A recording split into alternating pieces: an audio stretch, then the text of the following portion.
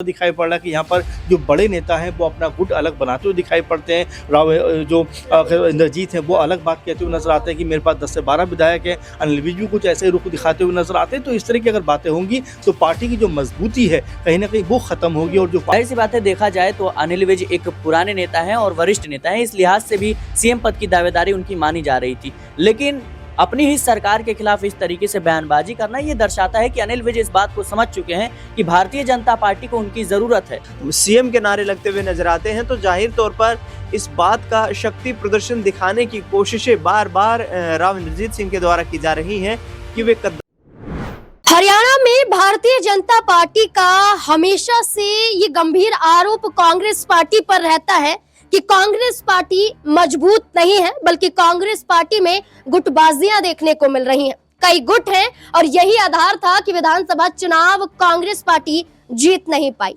हरियाणा की सत्ता में कांग्रेस पार्टी नहीं आ पाई, लेकिन भारतीय जनता पार्टी में भी वही सब देखने को मिल रहा है। कांग्रेस पार्टी पर जो इल्जाम लगाए जा रहे हैं वही भारतीय जनता पार्टी का हश्र दिखाई दे रहा है। भारतीय जनता पार्टी में जहां न्याप सिंह सैनी बतौर मुख्यमंत्री एक तरफ नजर आते हैं, तो वहीं दूसरी तरफ राव इंद्रजीत सिंह और अनिल विज देखे जा रहे हैं, जो भारतीय जनता पार्टी के फैसलों से नाखुश हैं। जहां अनिल विज कारण बताओ नोटिस जारी करने के बावजूद भारतीय जनता पार्टी को चुनौतियां देते हैं, वहीं राव इंद्रजीत के समर्थकों को दरकिनार निकाय चुनाव में कर दिया जाता है। ये तो उदाहरण है कि भारतीय जनता पार्टी अब गुटबाजी के राह पर चलती हुई नजर आ रही है। क्या कांग्रेस पार्टी पर जो आरोप लगाए गए कि गुटबाजी है इसलिए कांग्रेस पार्टी पनप नहीं पा रही है, कांग्रेस पार्टी हरियाणा में बिखर रही है, क्या वही अब हाल भारतीय जनता पार्टी का होता हुआ नजर आएगा? कई बड़े सवाल हरियाणा की राजनीति से जुड़ जाते हैं। न्यूज रूम में मौजूद हैं अमन सर, मेरे साथ मौजूद है, जानने की कोशिश करेंगे। अमन सर, अब तक हम अनिल विज पर चर्चा कर रहे थे कि अनिल विज अधिकारियों पर आरोप लगाते हैं, लापरवाही का आरोप, भ्रष्टाचार का आरोप, न्याप सिंह सैनी को कहीं ना कहीं गद्दार कह देते हैं। और ऐसे में देखा जाए तो अनिल विज तो तेवर दिखा ही रहे हैं, लेकिन अनिल विज के तेवरों को लेकर हरियाणा के पूर्व मुख्यमंत्री भूपेंद्र सिंह हुड्डा ने एक बड़ा बयान दिया है कि गुटबाजी हमारे में नहीं, अब बीजेपी में देखिए और विज से समझिए कि क्या गुटबाजी होती है। देखिए नाज़मीन, जाहिर बात है कि जब आपके पास में बड़े नेता हो जाते हैं, तमाम आपकी पार्टी बड़े लेवल पे चली जाती, तो एक दूसरे की सोच के साथ में कहीं ना कहीं बहुत सारे मौक़ों पर ऐसा आता है कि जब आपके साथ में उसकी सोच मेल नहीं खाती। और यही वजह है कि पार्टियों के अंदर कई बार हम देखते हैं कि बड़े नेताओं को भी साइडलाइन कर दिया जाता है या फिर बड़े नेता भी अपने आप साइडलाइन हो जाते हैं। अनिल विज के साथ में कुछ ऐसे नजर आता है कि जब से कह सकते हैं कि वो ये बात कहते रहे थे कि भाई अगर मुख्यमंत्री बनाया जाना चाहिए तो उनको बनाया जाना चाहिए, और यहाँ तक कहते हुए नजर आते हैं कि वही सबसे बड़े हकदार हैं इस पद के, वही लगातार बीजेपी को एक तरह मजबूत किए हुए हरियाणा के अंदर। लेकिन जब मुख्यमंत्री बनाने की बारी आती है तो नायब सिंह सैनी को मुख्यमंत्री बना दिया जाता है, जो उम्र और तजुर्बे दोनों में उनसे काफ़ी छोटे नजर आते हैं। और फिर भी उसके बावजूद अगर उनकी सरकार में उनको मंत्री भी बनाया जाता है तो ऐसा लगता है कि अनिल विज का कोई भी जो फैसला है या कोई भी बात है वो नायब सिंह सैनी सुनने के मूड में नहीं है। और यही बात है कि लगातार आपस में जो दूरियां हैं वो बढ़ती हुई नजर आती हैं। आप देखिए अनिल विज लगातार खुलेआम ये बात कहते हैं कि नायब सिंह सैनी को कोई काम धाम नहीं, यहाँ से वहाँ घूमने के अलावा उनको नहीं पता कि कौन सा अफसर जो है वो भ्रष्टाचार करता हुआ दिखाई पड़ रहा है, लोगों का काम नहीं कर रहा है, और इस तरह के तमाम सारे आरोप लगाते हैं। इसके ये सिर्फ हरियाणा का एग्जाम्पल नहीं, आप जरा राजस्थान में देखिए, वहाँ पर भी हम देख रहे हैं कि जो किरोड़ी लाल मीणा हैं वो लगातार सवाल उठा रहे हैं। उत्तर प्रदेश में आप देखिए ब्रजेश पाठक और केशव प्रसाद मौर्य को लेकर भी लगातार बातें उठती हैं कि योगी जी के साथ में उनके ताल्लुकात बहुत बेहतर नहीं है। और यही बात अब दिल्ली में भी देखा जाए तो अभी जिस तरह से रेखा गुप्ता जो मुख्यमंत्री बनी है उनको लेकर भी ये बात कही जा रही है कि प्रवेश वर्मा कोई बहुत खुश नहीं है उनके मुख्यमंत्री बनाए जाने से, क्योंकि प्रवेश वर्मा ये समझ रहे थे कि उनको मुख्यमंत्री बनाया जाएगा। तो इस तरह के तमाम राज्यों की बात करें तो कहीं ना कहीं जो बीजेपी के बड़े लीडर्स हैं उनके बीच में तालमेल का अभाव दिखाई पड़ता है। और वैसे ही कुछ हाल हरियाणा में भी नजर आता है कि यहाँ पर जो भी बड़े नेता हैं, चाहे राव इंद्रजीत हों या फिर हम अनिल विज की बात करें या और तमाम लीडर्स की बात करें, जो तालमेल दिखाई देना चाहिए वो नज़र नहीं आता। सब अपने में दावेदारी करते हुए नजर आते हैं। और जो हुड्डा बात कह रहे हैं कि अब जो गुटबाजी, बिल्कुल इसमें कोई दुराई की बात नहीं कि एक समय कांग्रेस पार्टी में और अभी भी ऐसा देखा जाता है कि खेमों में बटी हुई नजर आती है। वही हाल क्या बीजेपी का भी होता हुआ दिखाई पड़ रहा है कि यहाँ पर जो बड़े नेता हैं वो अपना गुट अलग बनाते हुए दिखाई पड़ते हैं। राव जो इंद्रजीत हैं वो अलग बात कहते हुए नजर आते हैं कि मेरे पास 10 से 12 विधायक हैं। अनिल विज भी कुछ ऐसे रुख दिखाते हुए नजर आते हैं। तो इस तरह की अगर बातें होंगी तो पार्टी की जो मजबूती है कहीं ना कहीं वो खत्म होगी। और जो पार्टी अब लगातार दावा कर रही थी बीजेपी की, भाई हम बहुत ताकतवर हैं, हम एक दूसरे के फैसले का सम्मान करते, लेकिन जिस तरह अनिल विज ने खुलेआम तौर पर नायब सिंह सैनी के ऊपर आरोप लगाए हैं,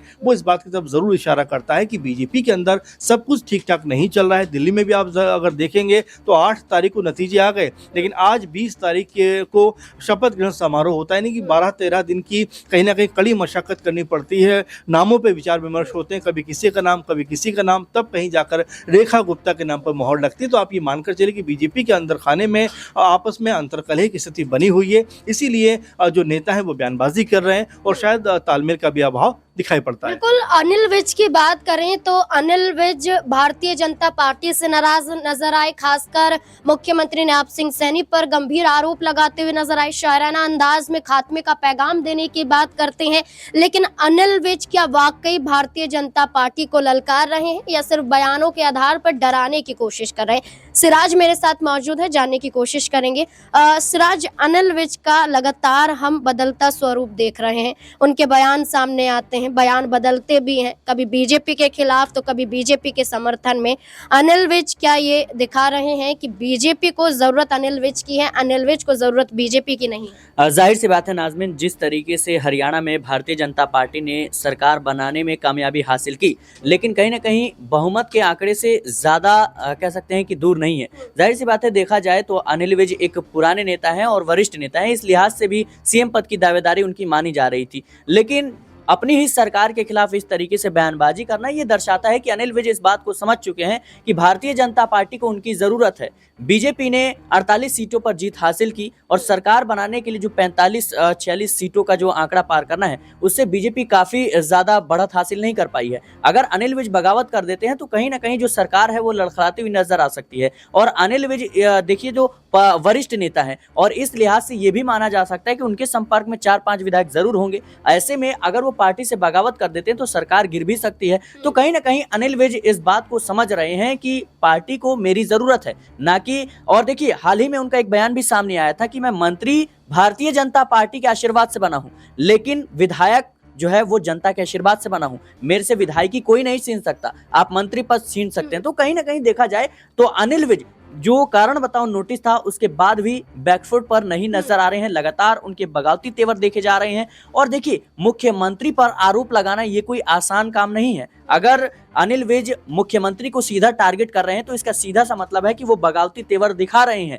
उन्होंने सीधे तौर पर कहा कि मेरे खिलाफ जो है कुछ लोगों ने, मेरे अपने लोगों ने साजिश रची ताकि मैं चुनाव हार जाऊं। उन्होंने ये भी आरोप लगाया कि नायब सिंह सैनी जब से मुख्यमंत्री बने हैं तब से वो उड़न खटोले पर घूम रहे हैं। तो कहीं ना कहीं ये बयानबाजी दर्शा रही है कि वो जो सूबे के मुख्यमंत्री हैं उनसे नाराज हैं और कहीं ना कहीं ये नाराजगी भारतीय जनता पार्टी की मुश्किलें बढ़ा सकती है। देखिए, ना सिर्फ अनिल विज की नाराजगी है बल्कि राव इंद्रजीत भी नाराज भारतीय जनता पार्टी से नजर आ रहे हैं। कारण है कि हरियाणा में 2 मार्च को निकाय चुनाव है, भारतीय जनता पार्टी ने उम्मीदवारों की लिस्ट जारी की और राव इंद्रजीत के समर्थकों को दरकिनार किया गया। ऐसे में क्या, जब विधानसभा चुनाव में राव इंद्रजीत सिंह की जरूरत थी तो भारतीय जनता पार्टी ने उनके समर्थकों को जगह भी दी और सत्ता में आज अहिरवाल बेल्ट की वजह से भारतीय जनता पार्टी टिकी हुई है। लेकिन क्या निकाय चुनाव में राव इंद्रजीत सिंह की जरूरत नहीं थी? ये बड़ा सवाल बन जाता है। दिनेश मेरे साथ मौजूद है, जानने की कोशिश करेंगे दिनेश से। दिनेश, क्या लगता है निकाय चुनाव में राव इंद्रजीत सिंह कम से कम